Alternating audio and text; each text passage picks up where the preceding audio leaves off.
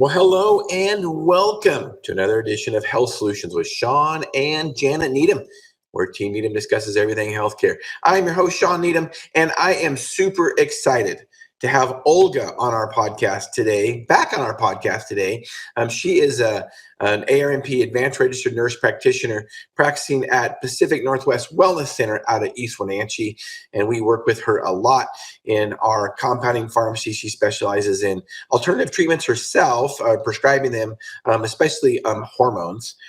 And recently, I guess within the last year and a half or so, she had a breast cancer diagnosis. And as you can imagine, she was devastated, and we that know her were all devastated. But she picked another route rather than traditional treatments, and she's going to go into that today. And it's an amazing success story, an amazing. One of the things that we were talking about before the podcast is just how important it is to educate and empower patients, because she was a patient herself. But educate and empower patients to take charge of their own health and do their own research. So Olga, welcome to our show. Hi, Shawn. So good to be here. Thanks for having me. Yes, thanks for being on, and thanks for sharing your story. It's a wonderful success story. And let's just start from the beginning. Where did it begin, and when did this begin? So this began in November 2021. So a day after Thanksgiving is when I received my cancer diagnosis. But first, I'd like to kind of backtrack a little bit and give you guys my background. I am a Dr. Olga Rybakov, doctorally prepared family nurse practitioner. I love practicing integrative medicine, and this is what Shawn just talked about. So I do Western medicine. I'm Western medicine trained from Frontier Nursing University. I also have a passion for all the other things out there, and I research a lot. I look into anything that offers success to patients. And of course, knowing the importance of data and research, I look into that as well. And some things I decide to incorporate in my recommendations to patients, and some things I do not. And so I was practicing for 2 years prior to getting my cancer diagnosis. And that is what gave me a great base to make my own decisions when it came to my own care. So became a nurse practitioner and started working for this integrative clinic in Wenatchee, Washington called Pacific Northwest Wellness Center. The reason why I'm sharing the name is just to give you a little bit of background, not because we need new patients. We are very, very successful, and I'm very grateful for the trust that we get from our patients. But it is a pretty cool clinic, pretty cool gig that we have over here in Wenatchee. So started practicing, loved it. Of course, the pandemic broke out, and there was a lot of stress associated with that, especially as a new practitioner. Prior to that, I had 15 years of surgical nursing experience. So after that fall of 2021, I really did feel like my health was not as good as it was supposed to. And I did not have any family history of any cancers whatsoever, no personal history of very much health-wise. So when I found this lump on my breast that was about 6 weeks prior to my diagnosis, that was a big surprise. And of course, I thought, there's no way this could be cancer. And the way that it came on, it wasn't there in the morning and it was there in the evening. It was the size of a chicken egg right on the top of my breast. I crossed my arms like this, and I was fully dressed, and I just did this, and I was like, what in the world is there? So it was a big lump that was found. So I had one of my practice partners check it a few days later, and she wanted to proceed with a mammogram and whatnot. And so the whirlwind began. Of course, I couldn't get in on the mammogram for a good 5 weeks. I wasn't worried at that time. I was still thinking, this can't be cancer. Well, it was.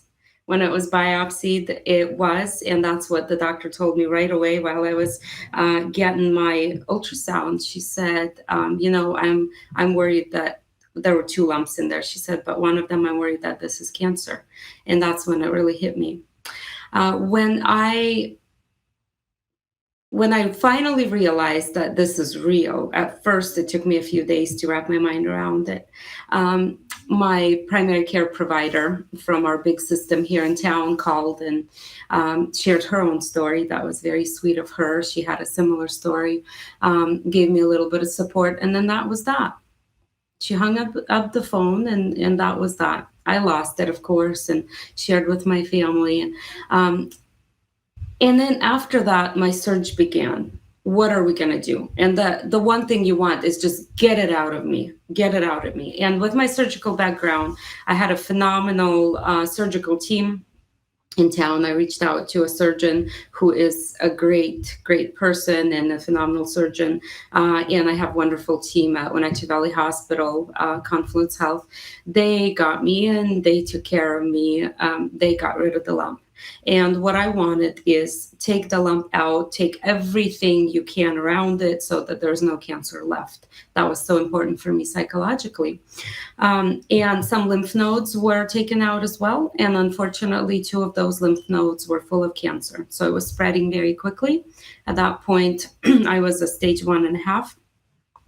And at that point, healing from surgery wasn't a big deal. 2 days later, I was already at my church. It was Christmas time, and I was singing a Christmas song. It was my little miracle that I felt so well. But then I knew that I had this big enemy against me called cancer, and so I had to do something about it. Well, meanwhile, the oncology story did not go so well. My oncologist, who I met with once, left the hospital system where she was working pretty soon after my appointment, and I fell through the cracks. And then 6 weeks later, I realized that nothing was done, and I don't have even an appointment with an oncologist or anyone. 6 weeks flew by so quickly. I could not believe that nobody reached out. It was just ridiculous. Here you are, a cancer patient with an aggressive cancer, 37 years old, and meanwhile, I'm getting second opinions. Of course, through my clinic, I have access to consultations with oncologists, so I kept on gathering second, third, fourth opinions, and the picture I was getting was worse and worse with every single opinion. The oncologist would say that I have probably about 53% chance of surviving this thing, even at stage 1.5. And they said that my health will never be the same because the cancer that this cancer is very aggressive, and they use the chemotherapy that is very, very harsh on the body. And then radiation is to follow after the chemotherapy course if you survive the chemotherapy course. And at that point, I've realized I have to do something different. And of course, being an integrative practitioner, I always recommend the milder, the more natural thing to my patients. That's how we start. And then if needed, then we go into medication prescriptions and whatnot. I always give them a choice.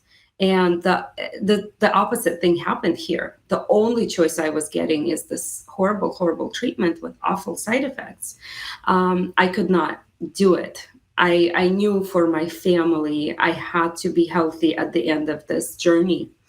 I have 3 sons, ages 15, 12, and 10. I have a wonderful husband. This year, we're celebrating our 20th anniversary. Last year was tough, but they got me through it. And so shortly after that, I'm a Christian person. I pray a lot. And so all of this was given into God's hands. By then, I realized that if they wouldn't even reach out for 6 weeks, they wouldn't even give me an appointment. I was on the phone literally for 5 days straight, trying to get a hold of some representative from the cancer clinic who is supposed to be available to me 24/7. For 5 days straight, I could not get a hold of anyone. I left message after message. So when this happened, and meanwhile, I'm praying and I'm getting more and more peace about leaving the big system and taking my health decisions into my own hands. And this is where the beautiful things started happening. many people were praying for me, like I said, and when I was making my decisions, I knew it was led by God. So here I am, Googling things. Meanwhile, I'm already doing some treatments, so vitamin C infusions, which were miraculous in themselves. And this is something that I did not think was going to treat my cancer, but I'm doing these vitamin C infusions for 6 weeks straight, and I am researching. And there was just a simple Google search where a hospital came up called Oasis of Hope out of Tijuana, Mexico. This is one of the integrative hospitals where they use a lot of different things, as you see on the website that popped up. There's physical restoration, of course, that's important. There's emotional renewal. There's lots of psychological health, lots of counselors. And spiritual revival. The pastor who's there on staff has been there for 10 years. So we've really connected with him while I was there at the hospital. So basically, they use 4 pillars to how they treat a person. It's not just, here is the tumor, let's kill it, and let's not allow any of these cells to spread or grow. Instead, they are looking at nutrition, they're looking at psychological health, stress reduction, they're looking at the spiritual component. And all of these things put together is what really caught my eye. And as I'm researching online, a good friend of mine, sends me a link to this very hospital. And she says, hey, check this out. This looks really good. Wow. When she sent that to me, I was like, must be divine intervention here. Let's really look into that. So one of the criteria I had was, when I was doing the searches, do they use vitamin C for treatments? Of course, I'm not giving medical advice here, even though I'm a nurse practitioner, and I usually give medical advice, but this is not it. I'm just sharing my story of what worked for me. And I do know that a lot of countries around the world do use vitamin C infusions in high doses for cancer treatments.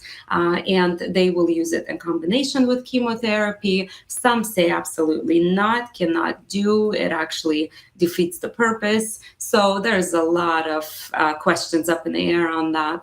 I had a wonderful success story there with vitamin C alone. So as I was researching, like I said, for 6 weeks, I'm doing these vitamin C infusions. I get a breast MRI, which shows that my tumor was, I hope I'll tell you all the correct numbers, but 3.2 centimeters.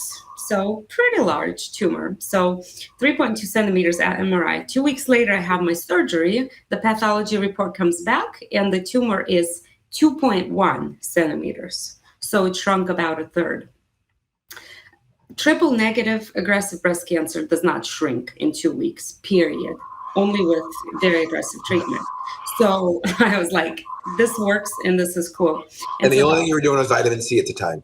Only vitamin C, nothing else. Yeah, I just kept on taking, my supplements, my vitamins. That was that. Yeah. So moving forward with all of that, when I finally made my decision to go forward with the alternative cancer treatment, I told all my family, you cannot. Say hi to Janet.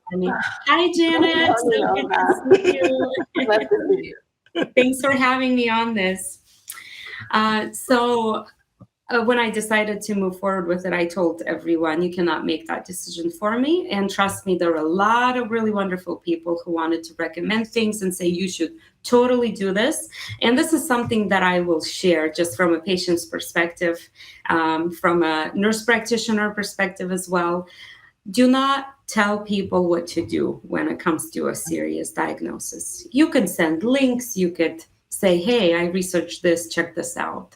But if I made this decision and then I died a year later, who would have that responsibility, or who would feel the guilt, not the responsibility? It would be that person. And I told my husband, my parents, and everyone who really wanted to help me, I said, do not take this on yourself. I will make that decision. So allow your people, your loved ones, to make that decision so that there is no guilt later on.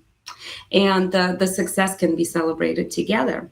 So I will fast forward a little bit for you guys, because I know I'm keeping everyone kind of. No. We love your story, Olga. Please. Okay. There's no rush. We want to hear all the details. Sounds good. A few things that I want to elaborate on. So here you have a serious diagnosis that is, probably deadly if it goes untreated. And the clinic doesn't call you back for 6 weeks. And just think, you're a healthcare professional, so that's not appropriate. Imagine if you were just a lay patient that doesn't know how to navigate the system, and you just fell through the cracks like that. Unfortunately, as you'll probably agree, this seems to be more common than not when it comes to healthcare anymore. This is the kind of service we get. Now, from what I understand from what you told me about this Oasis of Hope hospital, is that once you decided to use them, it was a totally different situation. Correct? Absolutely. It was, yes. So I gave them a call on a Monday. They returned the call right away, and I was already in the hospital that same week on Thursday. In Mexico?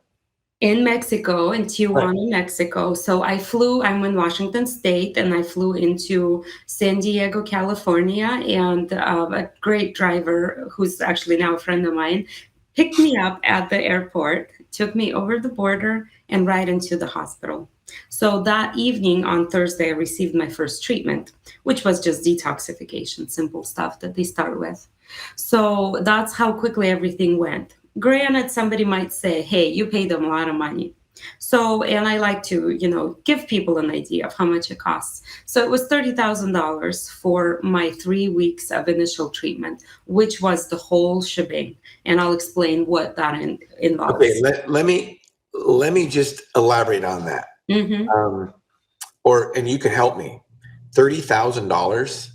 What do you think the chemo treatments locally would have been?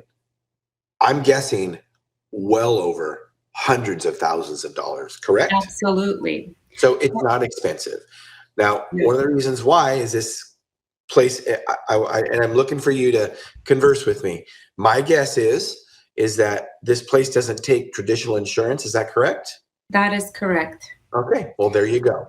So elaborate on that, because from what I understand, because I know your story from talking to other people also, is you have a health sharing ministry, and even though it wasn't covered on typical insurance, your health sharing ministry did end up reimbursing you for this, correct? No, that is not true. That's not correct. I know a lot of stories. I know a lot of stories of women doing similar treatments and men, and they have been reimbursed by health sharing ministries 100%, except for their small deductible that they paid initially. But then everything else was covered. I unfortunately did not have a health sharing ministry insurance. I wish I did. I wish I did. What reimbursed my first $30,000 were my friends, family, and strangers. A friend of mine started a GoFundMe page, and on the day I was supposed to pay $30,000 to this hospital, they had $30,000 in my GoFundMe account. So whenever that is wonderful. Whenever somebody's seeing well, and just to elaborate on that, what a health sharing ministry is. Yes, we'll do. We'll do. And we talked a lot about it on our podcast, and it's probably something we can reiterate again. But a health sharing ministry is basically where believers in Christ from all over the world give money in a pool to give to people that get sick. And really, even though you didn't have a traditional health sharing ministry in the sense, what you just explained is a health sharing ministry. Yes, exactly. Exactly. And that's how they work. And sometimes it's unbelievable for people to believe that can work, but it works. It works. Well. Right. So I'm sorry to keep interrupting you, but I just want to elaborate on costs and and how actually when $30,000 sounds expensive, it's really not when you look at the other options. Yes.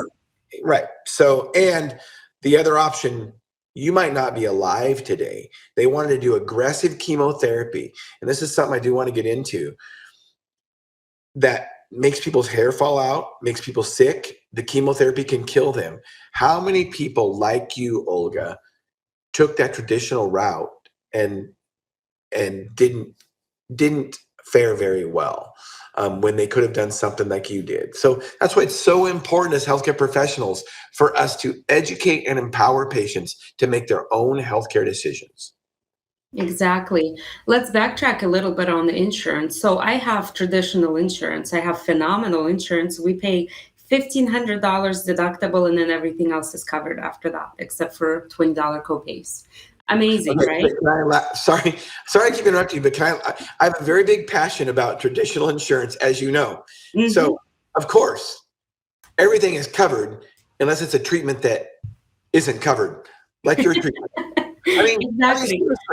I mean, here's my opinion, and Olga, I'm glad you have good insurance through your husband. And I'm just going to say this. I do not believe, this is my opinion, I do not believe if you have traditional insurance, healthcare insurance, there is such thing as good traditional healthcare insurance. It's all government insurance. And here's why. I don't care if it's public or it's private or it's Blue Cross or United. It's all government regulated, and they are told what to cover at what price. And they don't cover alternative treatments like this. So traditional healthcare insurance, in my opinion, there's no such thing as good insurance. It is a ripoff. It's a scam. Like you say, you're paying $1,500 a month for what? So yes, what got covered through this whole cancer story is my surgery. Yes. They charged my insurance $35,000 for this surgery. Now let that sink in. $35,000 in Wenatchee, Washington. I would have gotten the same surgery in Mexico in that same cancer hospital. Let me guess. And they $2,500. $2,500. Yeah. Usually they would have started cancer treatment right away. Right away after surgery. Right. And they would have done it right away. Now, let's face it, Olga. I mean, I'm not a surgeon, and I don't pretend to be. But let's face it, you're a former surgical nurse. The cancer was localized with some lymph nodes, correct? Yes. I mean, seriously. I mean, it can't take longer than an hour, maybe 2 hours. I don't know. But that doesn't hour and a half for thorough surgery. That's not $35,000. No. I mean, think about that. That's ridiculous, is what that is. $2,500, $1,000 an hour for a surgeon's time? Sure. I think that's reasonable. Yeah. Another thing is I had knee surgery that was 10 years ago or so, which cost my insurance $65,000 for a 2-hour procedure. So there is a great surgery center in Idaho, which would have charged $6,500 for the same procedure with identical graft and everything. Granted, I had the wonderful Dr. Michael Rossi, work on my knee here in Wenatchee. He's one of the best in the whole United States. But it is Wenatchee, Washington. I mean, it should not cost $65,000. No. And I'm sure if you go to what in Idaho, what surgery center are you talking about? I cannot remember the name off the top of my head, but there's one specifically, I'll have to get back to you on that one. There's one specifically that lists all of the prices right away. It's all cash pay, no insurance accepted, and they will charge you that. So my guess is it's Veritas Surgery Center out of Moscow, and they're basing their surgery and their whole plan off the Surgery Center of Oklahoma, where everything is transparent. You can look up a total knee and all that. And I was going to guess $6,500 because if you look up on the Surgery Center of Oklahoma, I'm going to share this so people know it. They are very transparent about pricing, and they have listed on their website prices. And if you go into, you can go into, like, what'd you do? Total knee? No, I had ACL reconstruction with meniscal repair. Is that the first one up here? ACL ligament repair? Yes.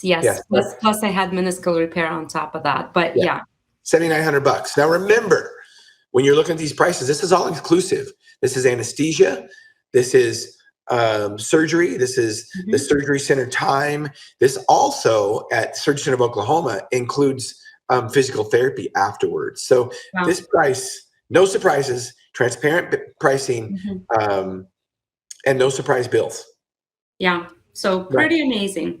It is. And I'm sure if you look it up on their site, you could find maybe, I don't know if they do breast cancer removal. They do thyroidectomies, so they probably do. But you could probably find it on this site also. So listeners and viewers, pay attention, because if you need an elective surgery, it's worth the flight to Oklahoma. Absolutely. And in my case, if I did not have the insurance coverage here, another $35,000 just for surgery would have been very difficult to come up with, versus over there, $2,500. What's $2,500 these days? And that surgery would have been performed by Dr. Contreras, who is the CEO of the hospital. He is a surgical oncologist. He loves surgery. And he's the one that did your treatments. No? What's that? Is he the guy that did your treatments? Yes, he was He was the one who made all the decisions. And then I had a second oncologist, Dr. Sickened, who is now in contact with me. So that initial treatment comes with 5 years of follow-up with these docs. That means I can call them at any time. They will return my calls. I can schedule video calls. I can send them my test results. I basically have an oncologist at my disposal at all times of the day for 5 years. Incredible. Now, compare that to our local traditional system in the United States, or locally in your area. Is that the case? Would that be the case? No. I mean, you can't get through just to talk to a nurse, let alone, unless you walk in there and demand a nurse, let alone, get a hold of an oncologist. You can send a message. A medical assistant's going to read it, and then maybe you might get a reply from a physician days later, weeks later, sometimes never. So that's the story. Now, these doctors all speak English. Dr. Contreras is an MD he graduated from a medical school in the United States, and he speaks excellent English, of course. And then he also did a fellowship at Harvard at one point as well in his education. And he was planning to continue staying in the United States, living here and working here, but he was not allowed to practice how he knew was right when it comes to oncology care. And so his father founded this hospital in Tijuana in the 60s, and he said, I'm just going to take over my father's hospital and continue. And that was the best decision of his life. And we're very grateful to him for doing that, because we have this option. So he wrote a book too, correct? Yes, this is his book. Well, he wrote a lot of books, but if you are interested in the type of cancer treatments I received in a very easy language to read, this is the book. It's phenomenal. He basically talks about how the immune system can kill off its own cancer cells, and how they just aid in that process with their treatments. Super simple. So for those who are cancer survivors also, there are so many tips in this book that talk about, how not to get cancer back in your body. So lots of great health tips, nutrition tips, exercise, whatnot. But also he goes into all of the types of treatments they do and how important it is to do all of them together at the same time. So he has been fighting to get his treatment published and approved for use in the United States for over 20 years now. And what the FDA is telling him is, we need to approve one treatment. He says, but it is, I believe it's 19 treatments together that need to happen. And they say, we need to approve one. So you give us which one of those is the helpful one, and then we'll approve it. He says, but it's not the one, it's all of them together. They have to work synergistically. It's just a joke. It really is a joke. He says, how can I put temperature therapy, ozone therapy, medications, supplements, liposomal supplements, all of that into one pill for you guys to approve? I mean, that's just plain ridiculous. So he talks about each one of those types of treatments and how they all work synergistically in this book. I mean, my 10-year-old can read it and understand it. It's so well written. So yeah, definitely recommend this. Yeah, if anybody's interested for themselves or anybody in their lives, this is it. Yeah, Dr. Francisco Contreras, The Art and Science of Undermining Cancer. Let's just you touched on a couple things that hit me. We talk about supporting the immune system to fight off cancer. Mm-hmm. Well, one thing that's very important to remember is that we all get bombarded by carcinogens that can cause cancer all day, every day. Mm-hmm. And that's why we have an immune system, because if we didn't have an immune system to fight off those cancers, they would overproliferate and they would kill us. Mm-hmm. And cancer is a little bit like bacteria and viruses. It's everywhere that can cause cancer. And those cells that are bad, like a bacteria or a virus, start replicating too much in the body, and our immune system, but if our immune system's healthy, it just goes away and we mm-hmm. fight it off. Exactly. And cancer is the same. And it's not surprising to me that, the FDA wants to approve one treatment, when in reality, it's a whole body treatment. We need a healthy body to fight off cancer. Mm-hmm. That there's not some one magic pill. And what's interesting too, Olga, is that when we do traditional chemotherapy, it's usually not one drug. Mm-hmm. They do a combination. Mm-hmm. So, why won't they approve this? There's more going on than just because it works. Yeah, exactly. Right.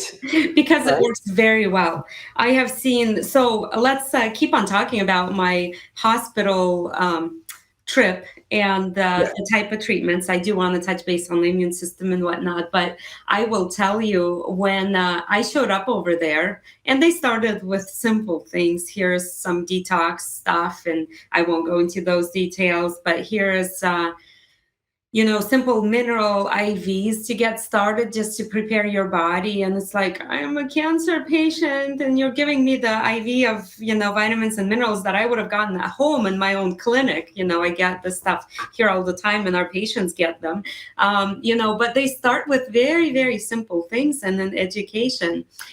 So basically the whole experience what was included is a hospital room that looks pretty much like a great hotel room with 2 beds in it. You're able to bring another person with you.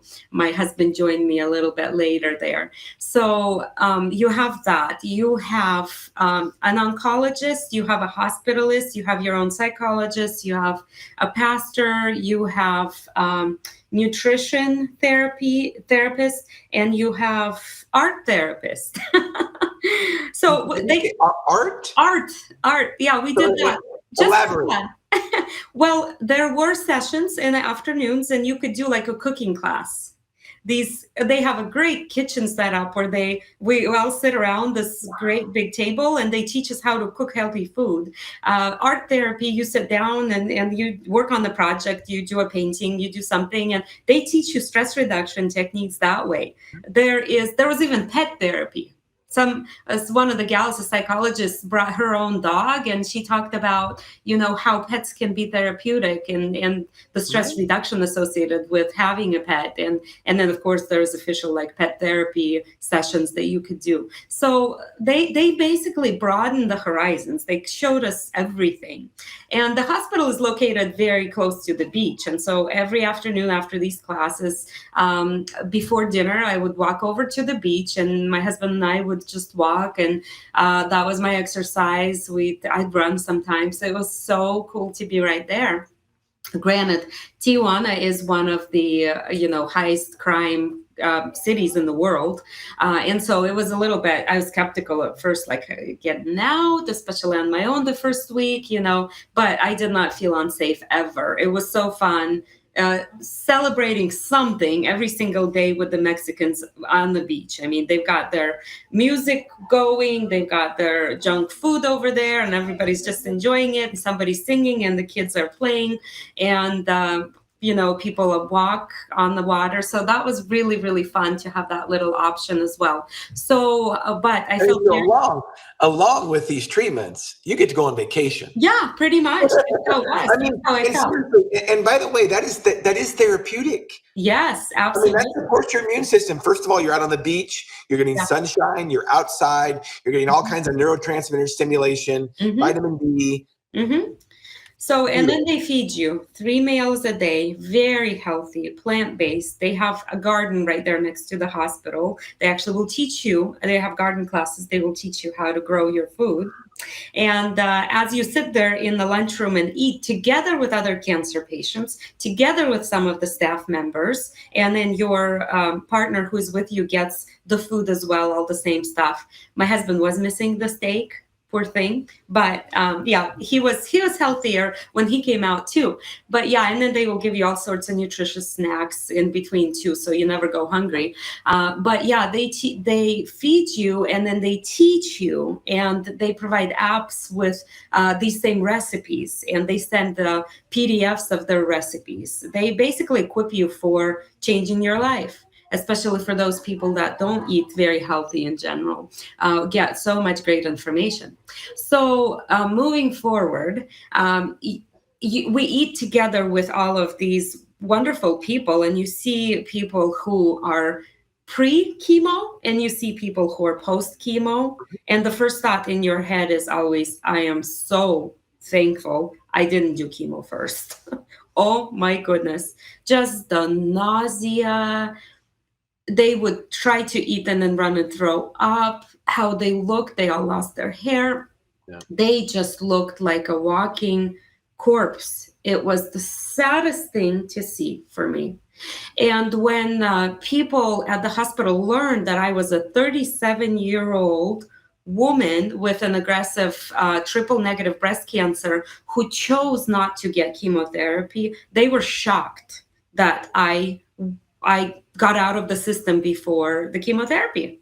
They were shocked, that both the oncologists, the staff members, and then the patients too.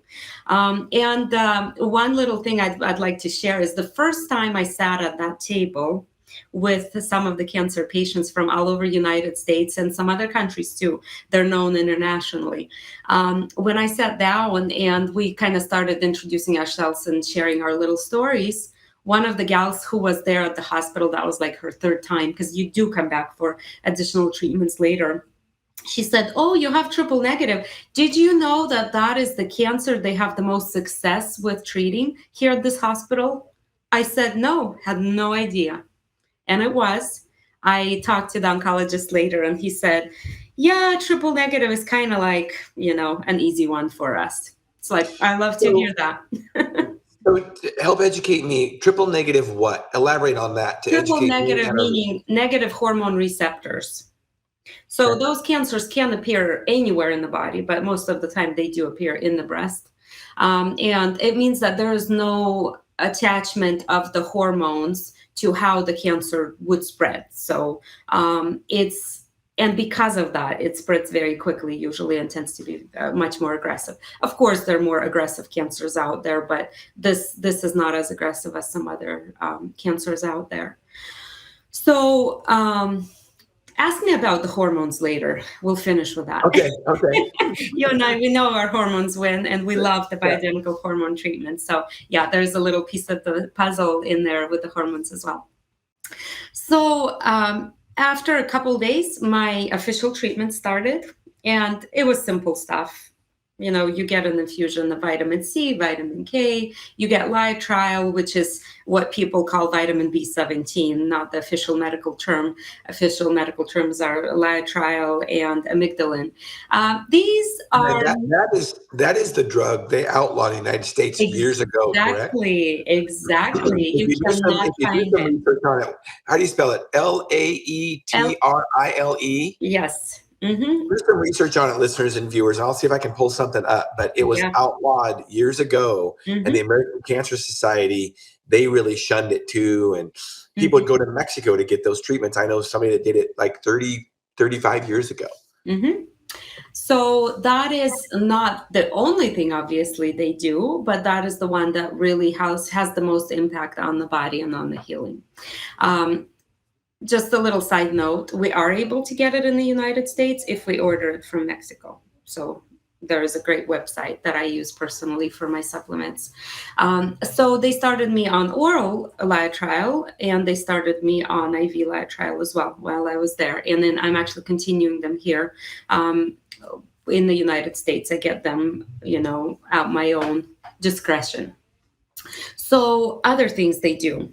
Ozone therapy, which is available in the United States, it's definitely frowned upon. We have it here in Wenatchee. One of the clinics, a naturopathic doctor is doing that, and she's exceptional at it. So ozone, basically, they take your blood, 400 milliliters of it to start with, and then they end with 600. And I had a few of these sessions. They take your blood through an IV, they run it through a machine that ozonates the blood, basically oxygenates it. It's kind of like being in a hyperbaric chamber and oxygenating the blood. And then they put it right back into you. So it's kind of like, recirculating your blood, treating it, putting it right back in. What it does is it oxygenates all the cells. Now, cancer cells cannot survive in oxygen-rich environment, but our other cells in the body, the healthy ones, thrive in oxygen-rich environment. This is why they ozonate. This is why they provide the body with that oxygen. So they do that, and then you get a hypothermia treatment. Looks like a little capsule that you get into. Your head is out of the capsule, and they warm your body for 45 minutes to 104 degrees. The reason why they do that is because cancer cells cannot survive in high temperature environment. Our healthy cells can. And they find that perfect window where the cells are still okay, but the cancer cells start dying off. So they start with ozone. Next stop is your hypothermia chamber. It sucked being in there. It was hot. I love saunas and all, but it was too much. 104 degrees that is hot. That was a lot. Is that, when we fight bacteria off, we get fevers. Mm-hmm. And there are some people that don't believe in treating the fever because it's a way to kill the bacteria. Yeah. Back up to where I talked about cancer and bacteria being, fought off by our immune system. It makes sense what you're talking about. Mm-hmm. To kill cancer. And then you get out and you get your vitamin C infusion. So basically we are killing off the cancer cells from all sorts of perspectives. So cancer cells in the beginning stages when they're still stem cells, to cancer cells when they are already mature and trying to spread and metastasize, to cancer cells when they're just sitting there in the tumor, just being the bulk of the tumor. So basically your cancer gets hit from all directions and there's no chance something's going to escape. And meanwhile, of course, you're taking some medications. There's metformin. So this book talks about how metformin actually helps cancer cells when they're stem cells. Very interesting. I'm currently on metformin. I'm not a diabetic or pre-diabetic, just for that cancer benefit. Kill them off. Kill off those cancer babies for sure. So yeah, all of these things just fall into place beautifully. Plus you get your Laetrile, amygdalin, a few other things that were done. There was just so much that was put together, but this book touches on everything, the Undermining Cancer book. You guys can totally go back and read through it. So, and then these are your first 2 weeks over there. Basically, they're like, let's kill off whatever's in the body. And in the third week, they stop all the medications and you get started on dendritic vaccine. So dendrites are our immune cells that are responsible for finding the bad cells in the body. The dendrites have long arms, if you look at them under a microscope, and so they are blind and they're just feeling everything around them. And they feel a little cell and they're like, oh, this is a liver cell and this is healthy, this is great. And then they keep on moving on and they're like, oh, something's off here. Oh man, this is a bacteria. Alert. And it calls all the killer cells of the immune system to kill this thing off. So what happens with cancer is there is a veil phenomenon. Cancer likes to hide itself. And so it covers itself with a veil. And these dendrites go over this beautiful veil and they're like, oh, nothing's there, moving on. But the tumor grows and grows and grows and then spreads and causes a problem. And then by the time it spreads all over, then dendrites can't even figure out what to do. It's just too much. And that's when the body fails. So what this therapy does, dendritic therapy, is fairly simple. They dry your blood. They separate the blood in the lab. They have a separate lab with the research department where they take out your dendrites, and they like the baby dendrites that have a lot of life in them. And the life of a dendrite is about 6 months. So they take your dendrites, they find your cancer cells. We all have cancer cells. Mm-hmm. I wish we could all get preventative dendritic vaccines. So what they do is they separate them out, and then they put these babies together with the cancer cells, and they activate the dendrites against the cancer cells. And then they take some killer cells from my immune system, and they put those cancer cells together with the killer cells. They activate those too. And then a few days later, you get an IV of activated killer cells that are going to kill off your cancer in the body. Simple IV, 15 minutes. That was all they did that day. And then the rest of the time I was on the beach with my husband. The next few days, they give you injections of your dendritic cells for a total of 3 injections. And that is what the vaccine is. Vaccine as in injection of your own cells, which have been activated. So when those go near your lymph nodes in the inguinal area, so upper legs, basically in the groin. So they don't even use very much for numbing. All they do is this one big block of ice that they slap on there. That's the most uncomfortable part of the procedure. And then they inject them very quickly. And then you go and walk on the beach to spread those babies around. So those dendrites will share information within the immune system. They will let other cells know, hey, this is an enemy. Let's kill it whenever you see it. Basically, this deveiling happens. Now they know what that cell looks like and what it does, and they will find it under that veil and kill it. But the whole key in order to make this work in your body is make sure you don't kill your immune system ahead of time with chemotherapy and other things. Right. This is why people who are coming in stage 3, stage 4, after they've done chemotherapy for 6 months to a year, and they don't feel good, they don't look good, they're gonna die soon, and they show up as a last resort. This is, they might help me. Well, their immune system, they've killed it. And by then, all these cells are either non-existent or slim to none. And so they're still doing this, they're still trying, and there's still a lot of success stories, which is very impressive to me. But you have to have an immune system for this. So dendritic vaccine was the core of the therapy. There are options. You can sign up for cancer treatment there without the dendritic vaccine. I personally think that is the most important of all, because it prevents recurrence. And that's so important, especially in the first year and then up to 5 years. So 3 weeks went by, I was done. And by then I have not even had a PET scan. I just had my surgery that was 2.5 months prior. Then I had this treatment, and then they sent me over the border back into San Diego to one of the private radiology centers to do my PET scan, which cost me out of pocket $1,000 versus numerous thousands of dollars here in Wenatchee Valley. And I had it done, and guess what? My PET scan was completely clear. Completely. 3 weeks later, right? 3 weeks later. I wouldn't say that it was the treatments that cleaned everything up so quickly, the surgery, of course, but there was nothing in my lymph system. Right, and it had metastasized into your lymph system. And migrated into your lymph system. One of my second opinions, the oncologist said, with a picture like yours, I bet your cancer is already in your brain. Now that was hard to hear. Yeah, exactly. What was so hard to hear? Well, the PET scan showed nothing. Of course, PET scan doesn't diagnose metastases to the brain, but there was nothing in the body, period. And that was like, man, we're doing well. So I went home. This a couple questions before I forget. and a Yeah. comment. So the metformin, working on metabolic health, as you and I do a lot with our patients. Yes. Metformin decreases insulin resistance. Mm-hmm. And, insulin resistance and metabolic health is very important for overall health.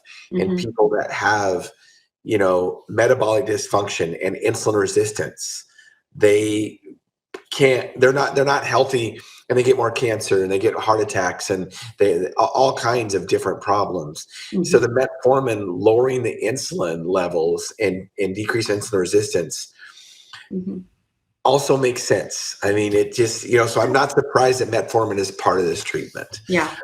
Another thing, and a question actually. So first of all, you were there for 33 weeks, correct? Mm-hmm. And the fee was $30,000. Mm-hmm. I mean, that's a deal. That is a deal. Think about that. Now, Yeah. did that include, sometimes these places like this include that with a hotel stay? Were the hotel stays included? Well, it wasn't the hotel. I stayed in the hospital in hotel-like room. So Okay, I had nice. nurse visitation with all my supplements in a little cup every few hours, and the whole shebang that you get in a fancy hospital, basically. So, but they do, if I would have chosen to stay in the hotel on the beach, they would have given me a discount for not staying in the hospiel. So, wow. So you didn't have to pay any hotel fees. Maybe your husband did when he was down there. No, he was with me. There were 2 beds in the... 30,000, 3 weeks, $30,000. Mm-hmm. I mean, you think about that. Yeah. And that you had your food, your shelter, and your treatments. Phenomenal treatments. And they send you home with all of your supplements for the next 3 months. That includes high quality liposomal supplements. They do special blends in their research lab. They have their own supplement production line specifically for this program. And you get sent home with all of the stuff. I brought a whole suitcase full of supplements that I was taking for the next 3 months and then a little bit after that. What a great value, seriously. Yeah. One other thing I want you to touch on, since we talked about it already, and then we're going to move back into your story. I love your story. Thank you so much for sharing, Olga. Mm-hmm. So many good takeaways. Laetrile, you pronounce it different than I. Maybe I'm pronouncing it wrong. Either one works. Okay. This is from an article from 2000. FDA cracks down on Laetrile resurgence. They make it illegal. They make it even criminal. I mean, look at that. Pre-jury indicted. People indicted. I'm sorry. There are people, that's from a different article, but it talks about people going to jail over it, which is ridiculous. So what is your thought about, why does the FDA outlaw things like this? Is it a safety issue or is it a money issue? Well, it's a money issue because it actually works. But like with everything else, like you and I know with bioidentical hormones, for example, you have to know what you're doing, just like with everything else. So Laetrile will cause cyanide poisoning if overdone. Not the IV, not the IM. I get my Laetrile IV every single week here. My nurses push it in here at the clinic. And this is my own, stock that I get. This is not something that our clinic carries at all. So there is that IV and there's that IM that does not cause any cyanide poisoning. The oral one does. Now, I take 2,000 milligrams of Laetrile in an oral supplement form daily. 2,000 milligrams is a very high dose. Yeah. Usually, daily dose is 500 milligrams. So mine is for cancer prevention. I've never had a problem. And neither did any of their patients over the course of, a long time ago, since the 60s. I mean, we're talking decades. People have not had any trouble at all with this dose. They've used this all along. It's been the staple until the dendritic vaccine came around, and then their success rate increased significantly after the dendritic vaccine. So that was a big breakthrough for them. But they have not had a single problem with it. So it has to be done right. But the doses can be fairly high. without any cyanide poisoning. Of course, I can imagine, somebody saying, take 6,000 milligrams, I don't know, and then somebody will have cyanide poisoning. All it takes is one person dying, and the next thing you know, FDA is like, oh, let's catch on to that and let's shut thing down. That's not always true. There's other things that they let people die, and yeah, we won't go into we those. won't get into that. I won't let you, Shawn. It's another hour. Oh, that's in 8 hours.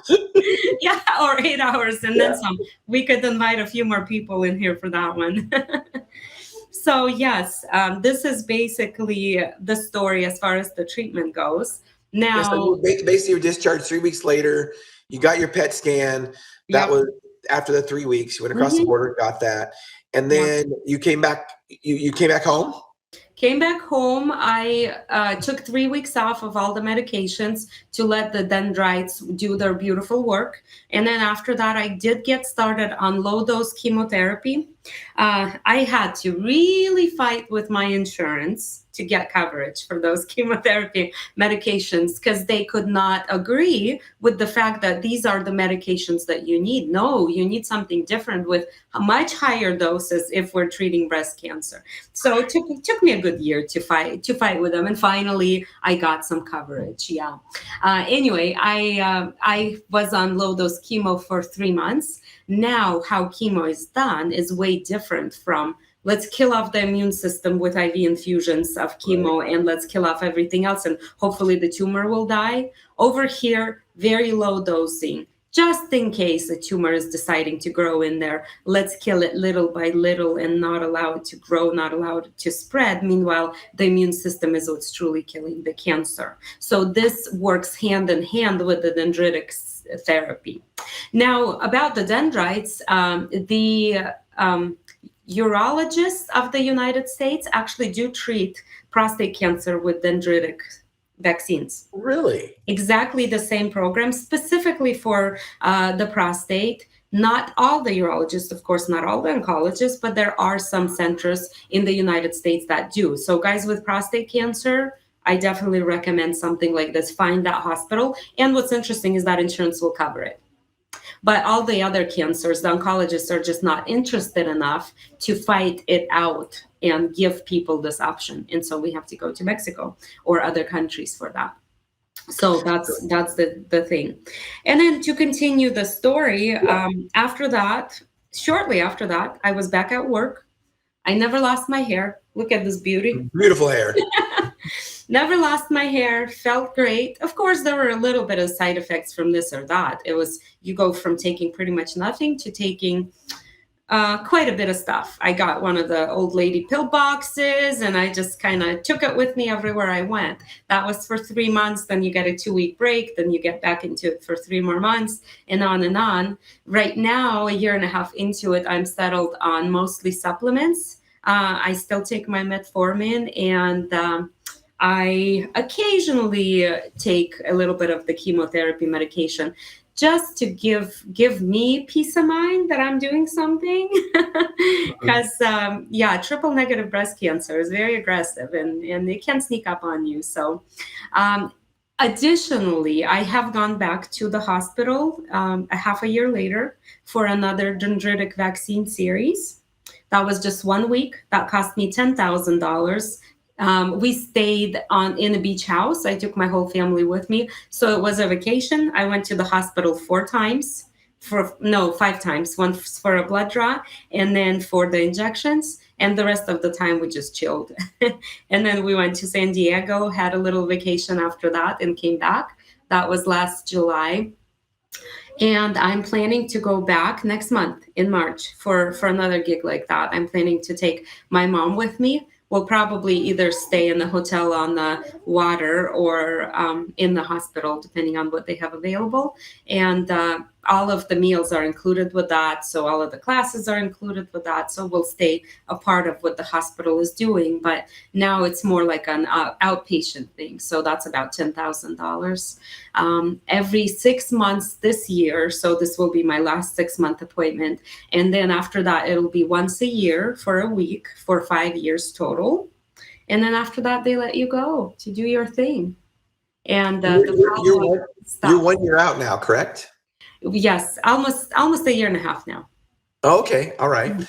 I mean, what an experience that you're able to share with your patients and with everybody. And I just wondered, have you thought about how this would have been different if you would have went the traditional route a year and a half ago and went the full-on chemo? Have you ever thought about how your life would be different? Of course, that is the biggest blessing in my life, not to go through all that. So I think of that quite a bit. I share that as a success story. I thank so many people who have prayed for me, and specifically on the top of the list is Jesus. Thank you for not letting me go into the traditional oncology treatment system. Very, very powerful. Thank you. That's it. I mean, I probably would not even be working right now. My job, I'm exhausted at the end of the day. I don't see very many patients. We spend a lot of time with our patients, but I pour myself out to my patients. Right. They know that when they see me, they're going to get 110% of me, and I will be doing the research, and I will help them in any way I possibly can. We're always looking into new ways, new things that help, that really, really help. And so with that ability, I need my brain function. There's no way I'd have the brain function that I need for this to thrive, not to just be sick and tired all the time. And I would not have it if I went through the chemoradiation.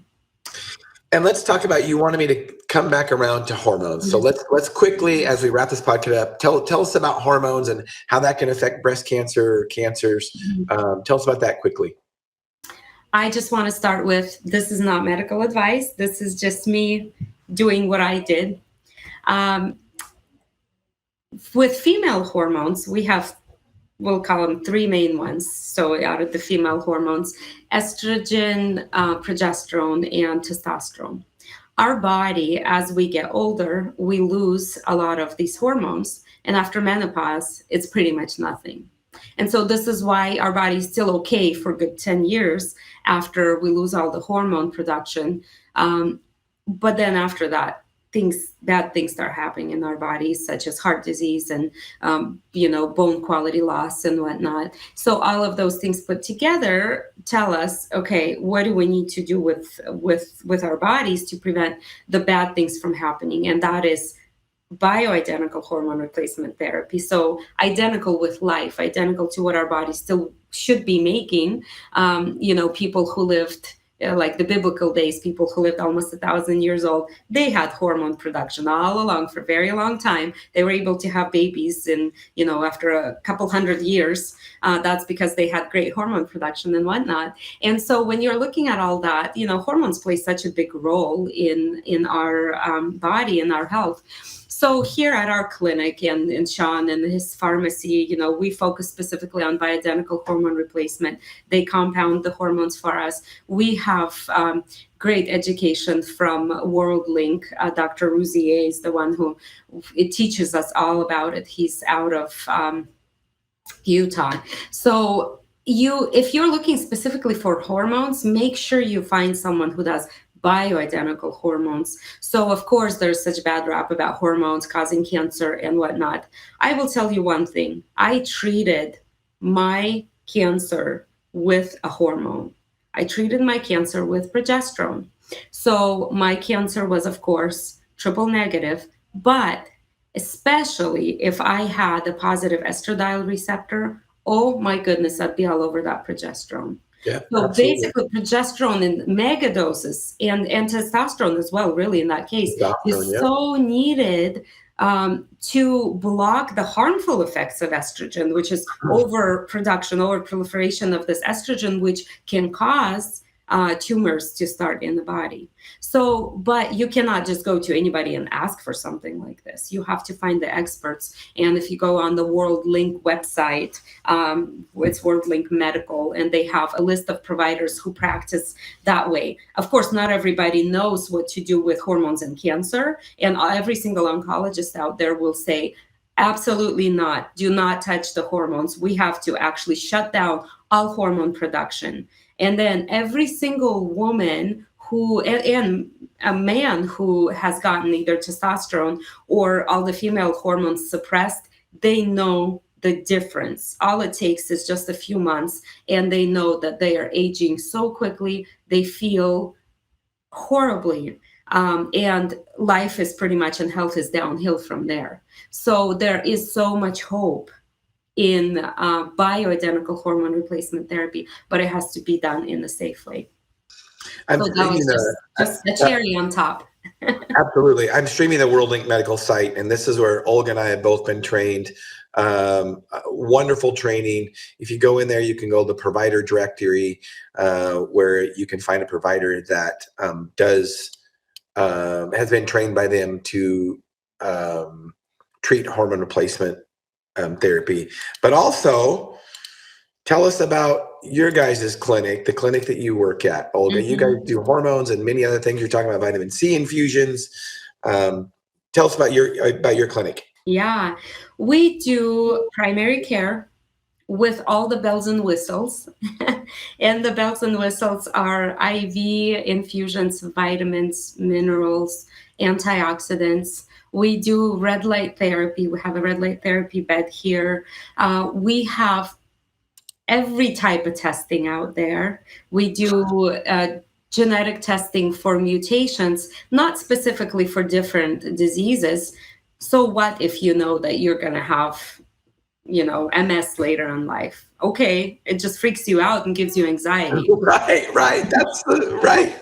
What we look at is, a simple example is, when you eat your B vitamins through your food, are you able to convert them and methylate them into an active ingredient that your cells actually need? Right. An example is folate, which converts into, if it's methylated, and more than 50% of us cannot methylate. But Right. if it's methylated, it converts into nitric oxide, which then dilates blood vessels and prevents heart disease, prevents heart attacks. And this is something that's going to keep your heart healthy. As simple as that. A simple genetic test, which is a DNA swab in the cheek, will give you all that information. And all you have to do is take some methylated folate on a regular basis. And pretty easy. Be right? preventing heart attacks in your body. I mean, isn't that cool? So we look at all these things and all types of testing, and we keep everything as affordable as possible for our patients. So we do not take insurance for payment. We do not spend our energy fighting with insurance. We spend our energy researching for our patients and helping our patients thrive, helping with their wellness. So we are a DNP practice, direct primary care practice, not DNP, DPC practice, direct primary care, which is a membership model. You pay a set amount per month, and you have access to your providers.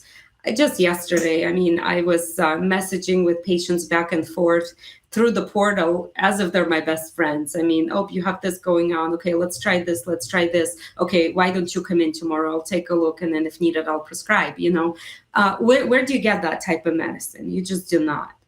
And of course, for example, we love nurse practitioners. It's a nurse practitioner owned practice. We feel like nurse practitioners have such great training.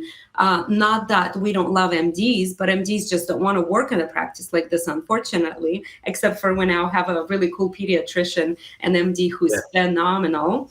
And we had Dr. Shah, the MD, who was absolutely phenomenal as well until she retired. But I wish more MDs, more nurse practitioners, physician assistants would come out of big systems and embrace medicine the way we embrace it and actually get to help their patients. Yesterday was my full day in clinic. I saw 12 patients. I chatted with my patients. We talked about, I'm from Ukraine. We talked about the politics. We talked about the war in Ukraine. We talked about their stresses in their lives. We at some point prayed together, and then we talked about labs, and then we talked about the new treatment that we have, the new the cardiogram system that we are trialing right now. and then they were so happy when they walked out. They had a plan, and they had a lifestyle plan, nutrition plan, they had supplement plan, and their medications were all reconciled. And I like to get people off of their medications instead of on them. And they knew how to balance their hormones. So that's one visit. I mean, huge change in their lives just after that one visit. And my goal is to have my patients see me once a year for a wellness check and not need anything else because they're healthy. So that is kind of what we do at our clinic, and we try and we research the cardiogram. I don't know if you've heard about it, the MCG. So briefly, I should have Carl on to talk about it. Yeah, oh, you should totally. Yeah. We are getting tested with Carl at the end of this month, and the training that we've gotten on it was from cardiologist who's an expert on this. He'd actually help us interpret our patients' results, and it was so cool to see. Basically, this cardiologist I think he's out of Texas. So he is sitting down and looking at these reports of my patients. So 10 of my patients got it the first time we offered this. And so he's looking at these 10 reports with me, and he does not know anything about this patient's story. He has never seen the chart. This is just a bunch of random reports that come across his desk. And he reads off the name, and he starts telling me this patient's story. Like, oh, this patient is prone to arrhythmias, but that arrhythmia is lying dormant, and he's just telling me this, but everything else looks great. Okay, awesome. That patient had a really severe bout of arrhythmia 30 years ago and has not had it since. It captured it. Wow. Next one up was a patient of mine who came to me 2 years ago. We started doing hormones and we started doing lifestyle changes. Not too many, but prior to that, his health was not good at all. So his report is his heart looks great now. There are no blockages in the arteries, but he does have heart remodeling from previous episodes. And all of these episodes led to an event that happened approximately 5 years ago. Okay, great. That's exactly what happened in this guy's life. And then he says, but approximately a year and a half ago, he probably changed his lifestyle. And right now, he doesn't have any clogged arteries and everything looks great in there. And he tells me, tell that patient to continue his lifestyle changes. And I'm thinking, plus the testosterone, DHEA, those are important for that guy as well. Right. So those things just turned the health around. And when he interpreted these results for me and taught me how to do it, I was like, I am sold. This gives me the information of an echocardiogram, because it even gives you if there's any congenital defects in there, echocardiogram, a heart cath, Zeo patch, and all the EKGs put together on this one sheet of paper, basically. And it costs $400, $500 for our non-members. Huge. And then you start introducing some lifestyle changes, hormones, whatever. And the next thing you know, you redo this test and you're going to see a significant improvement. You can drive all the risk to 0.0. And it gives us a severity of heart disease in the interpretation. So yeah, that's pretty really cool stuff. I want to learn more about that. I'm going to invite Carl on our show to do that. Yeah. Well, you guys do a wonderful job. We love working with you guys. And there is a movement, as you know, for more doctors and nurse practitioners to go to non-traditional clinics like yourself, because they're not happy with where they're at. Most healthcare professionals that practice in traditional insurance-based medicine, they don't like it. They're fighting with insurance companies all day. They're not treating patients like they thought they were going to. So, and tell us a little bit about the fees. So we talked about how affordable your treatment really was in Mexico. Tell us about how affordable healthcare really is at Pacific Northwest Wellness. So our membership fees are recently changed a little bit, but approximately $65 a month for someone up until I believe the age of 50. So don't quote me on that, but you guys can get into our website and see all of that. And then with age, the fee increases up to, I believe, $100 a month. So we have so many people who have high deductible insurances that are our patients, And they say we get all the treatments needed here, and we never have to dip into our deductible. And it is much cheaper than if we would have paid our deductible if we were in the system. And not just cheaper, but better. You get better access. They can get into you right away. Yeah. But at $65 a month, they have 24/7 access to a healthcare professional. That is incredibly affordable, and incredible service, quality, and price, all rolled up into one. It's amazing. Thank you for what you do, Olga. Thank you. Well, I'm happy. You know, I know that a lot of nurse practitioners, MDs out there are not happy. I am. I can say I'm excited about going to work. I love seeing my patients. We give a lot of hugs here. I have some patients come and they say, you guys give the best hugs, you know, like we actually connect with the patients. We become friends. Some of my patients donated towards my cancer treatments. I was like, oh my goodness, you guys didn't have to do that. So I was just blown away by the love and support. And they're like, we're just paying back for what you've been giving us all these years. So that's huge. Right. So yeah, coming out of the big systems in practices like this one is something that a lot of providers would love. And I would say a lot of people ask reimbursement wise, I bet I'm making a lot more now than I would have in the big system. I bet I love it. I love it, Olga. I'm very happy with thank you for sharing your story and all your wisdom and knowledge that you shared today.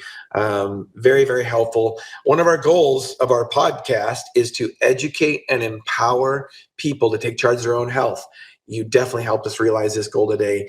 You just happened to be a patient to share your story, and now you can share it with other patients. So I really appreciate you being on, Olga. Listeners and viewers, thank you for tuning in today. Olga, I can't thank you enough. Thanks for listening to Health Solutions with Shawn and Janet Needham. Tune in Monday to our regular scheduled podcast. We will have another ARNP on, Jennifer Carlson. She is going to be talking about sex and how healthy people have regular sex, and sex makes you healthy. So you do not want to miss out for that. And of course, hormones are a big part of that. So thank you, listeners and viewers, for tuning in to Health Solutions with Shawn and Janet Needham. Thank you.